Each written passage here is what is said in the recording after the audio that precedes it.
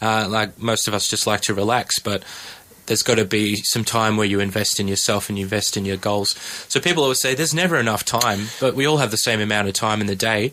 We just have to be frank and honest about how we're spending that time. So is it Brian, like having, and of course if you've just tuned in, we're chatting to Brian McAleer as well in reference to goal setting here on the Coffee Chat radio program. Filling in for Lee Cummins today. It is 9:26. Now I was going to, where was I going with that? I was going to ask you, is it a little bit like, what were we were just talking on about time management. On time management, yeah. So is it a little bit like, again, using a friend as an example? Sorry about that, but hey, I won't mention names, so that's okay.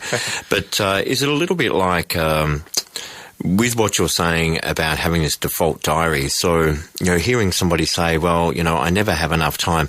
Is it more about making the time? Then, we often use that expression, I don't have enough time. Whereas, if you, I guess it's more to the point that we're not making enough time to put these, well, find the time, finding the time to put this in. You've got to make the time to be able to do it. Yeah. So I know I've heard, a few people, again, in the music industry say, well, I don't have time to do it. And it's like, well, gosh, you sleep like 10 hours a day.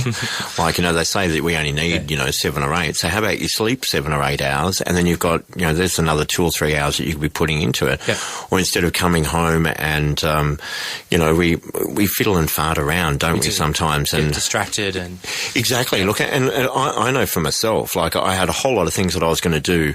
I was going to update my blog on the weekend. I had a whole lot of things that I wanted to put up. I've been sort of a little inactive for the last 4 weeks, which is not good if you're running a blog. You want to be, you want to keep that momentum going. Yeah. So I guess this is something I did on the weekend. I had computer problems, but then when the computer came back on, I got onto Facebook, I got onto YouTube, I got onto Twitter, and the next thing you know, I was in this Facebook haze, and I've gone like, no wonder I sort of got up this morning and I've gone, oh gosh, I haven't done what I was meant to do.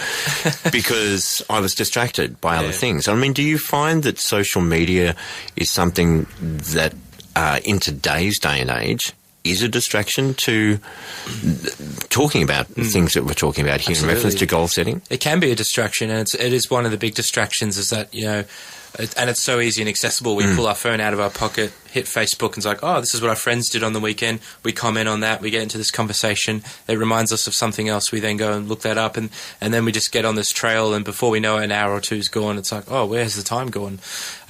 So we always allocate time to what's important to us. And that's the angle that I take here on setting a goal that's time framed is that we do have time. We all have 24 hours in a day. We just have to be aware of how we're using that time. It's a better time management. Yeah, and prioritise it. So, I like to watch TV. There's a lot of great shows, so it's hard to choose which one. But you just have to pick and choose because, an hour or two you spend watching TV every night, you could be working on your goals. That's exactly right. And, TV shows come and go. You can always hire them out on DVD or download them later sort of thing. So just little tricks like that. That's true. It's like setting aside, even setting aside one particular day. Let's, for argument's sake, let's say you are a musician. Yep. So setting aside, if you can't get it all fitted into, or if you can't fit it all into your every day, like a couple of hours every night, because you believe you're, time poor, then, if you only work 4 days a week, then you make that one day you have off. That's if you have, let's just say you work Monday to Thursday, you're lucky enough to do a 4-day week, which a lot of people do these days. Yep. You have Friday off and the weekend. Keep the weekend for fun, spend the day on Friday, make it music day and get all of that productive stuff done in that one day, bang, out of the road, gone, weekend's yours. That's right. That's a really good idea, having specific days and specific times. And it's good to know what time of the day where you have the most energy. Okay. That was another question I was going to ask you too. So when it comes to doing this, obviously people work at different parts or times of the day better than others. Right. And I'm an extremely early morning person and I'm extremely active and the brain's buzzing as soon as I get out of bed, and I'm like that through until about 11 o'clock and then I sort of die. And then I have that late night thing, from 12 till 3 o'clock in the morning, which is sort of, you're burning the candle at both ends. But that's how I work. Right. Yeah, I like to have that, that afternoon I sort of fall into a hole, Yeah, that's it. And we all have our different times. For me, for example, I'm a bit of a night owl. Being a writer, I find the the quiet of the night time Yes. is a great time for me to do writing. So I function best at night. I'm a little bit slow in the morning sometimes myself. So yeah, knowing what time of day is good for you. And there's another aspect of time management we call idle time, where sometimes we're going to have 10 or 15 spare minutes where nothing's happening. Or even if you drive to work, if your commute to work is 45 minutes, instead of listening to, the Matt and Joe show or whatever on radio, maybe listen to an audio CD that talks about goal setting. Okay. Use that time wisely. Because while you're driving along, we're kind of in this daze and we're just absorbing stuff. Instead of absorbing all these sort of mixed messages from wherever else, use that time constructively and listen to a CD about goal setting or listen to an interview or an audio book of some kind. So, I drive to and from work, so I'm spending an hour and a half in the car each day. That's three productive hours in a day, isn't it, really? That's it, yeah. If you choose to make it productive. That's right. That's time that can be used. And then, obviously, we all come home and we have responsibilities, kids, cleaning, dinner, all that sort of stuff. Even if it's only half an hour or an hour each night, allocate that time to work on yourself and work on your goals. And the more you do this and you realise that you will start to maximise that time and you become more effective in how you use it. And another little trick I have is if you're walking down the street and an idea pops into your head, write it down or key it into your phone. That's the beauty of phones. We've got like the Notes app. That's right. Jot it in there so the idea doesn't escape from you. And the most effective part is to do that default diary. And you don't just have to do it for a week. You could do it for like a whole month. And then when you look at a month ahead and you can see, normally I have a Tuesday night for 2 hours free or something like that. Make that your time to work on yourself and your goals. Because I know the one thing I tend to, as much it's a sort of a little bit of a strange thing to say, I suppose. As much as I feel like I'm a quite organised person generally, from male, I think I can multi-skill, better than most blokes. But in saying that, though, as much as I'm organised, I do tend to leave quite often things till the last minute. Do you have a solution for that one? We all tend to do that because that sense of urgency or panic, it's a good motivator that really pushes us. And that leads me on to the topic of motivation.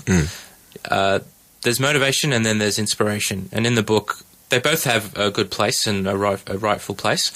Motivation is to get you to do what we don't necessarily always want to do, but we know we have to do it. Like, for example, some days we don't always feel like coming to work, or we don't feel like exercising or eating right, but we know we have to. So we have to motivate ourselves to do it, and we find these little things that will push us across the line. So the inspiration for the motivation. Yes. So it's a bit like that whole thing of, every action creates a reaction. That's right. Isn't it? Yeah. Yeah. And another example of motivation is like at the start of the year, people set New Year's resolutions and they get really motivated to get fit. Don't do it anymore. Too old for that. Yeah, we'll get really motivated to get fit or do this or do that. And then, after the first sort of 10 or 12 days of the new year, they're gone because that motivation is worn off. So, but when you're going on inspiration, you don't need to be motivated. You're actually driven towards it. So in the book, I talk about knowing what your values are, what your passion is, and what inspires you. So when that's related to your goal, or your goal is based on that, you won't really require motivation because then you're really in touch with what it is that you really care about, what's most important to you, what you want to see happen in your life and the life of your others. So once you have that, you don't need motivation. You'll just be like, oh, okay, it's time to go to work. And when I'm writing, I just switch on. I'm like, it's writing time. And I go into the study, I sit down, I get straight to work. No one has to motivate me to do it. So figuring out what, is really going to pull you towards your goal.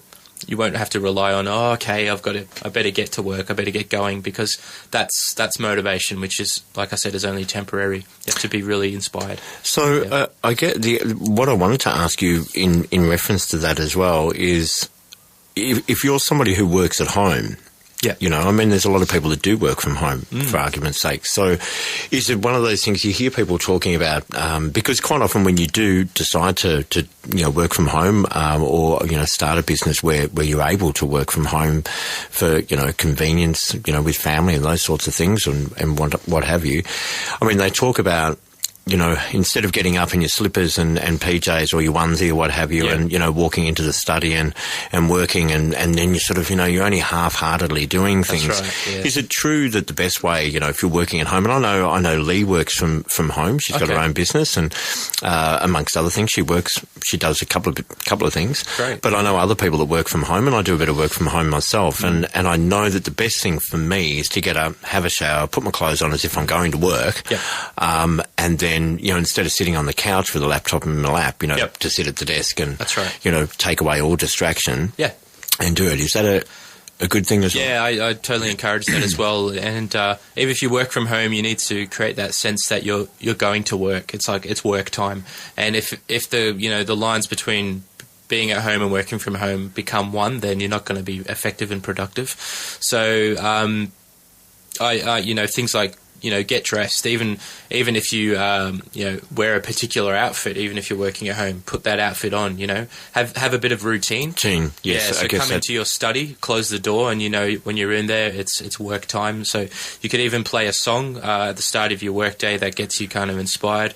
Writing on little post-it notes some quotes or some affirmations that will get you to focus, and say, even have something on your wall that says, I'm now in my study, it's work time. When I'm in here, I'm focused, I'm concentrated. I will not get distracted. I will not do things that take up my time. Something like that will get you to focus, and then take breaks, regular breaks. Go into the living room, have a coffee, but be disciplined, and then head straight back into your workspace and get cracking again. So it takes a lot of discipline. It does too. Now, it is 9:37. You're listening to myself, Forrister Jenot, filling in for Lee Cummins with a bit of a husky voice this morning. I've got my sexy on this morning. Of course, with Coffee Chat Radio now. Lee is away this week, but she'll be back in the studio next week. But, of course, we've got author Brian McAleer in the studio today. And if I can I'm just going to borrow that book from you again. I wanted to ask you where the artwork came from. Sure. There's this fantastic website I came across that offers free photos.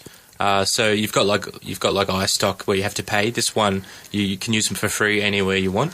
And when I was coming up with the blog, I wanted a picture that kind of resembled the mind and the power of the mind, and that it's all within us and it's all in our head, sort of thing.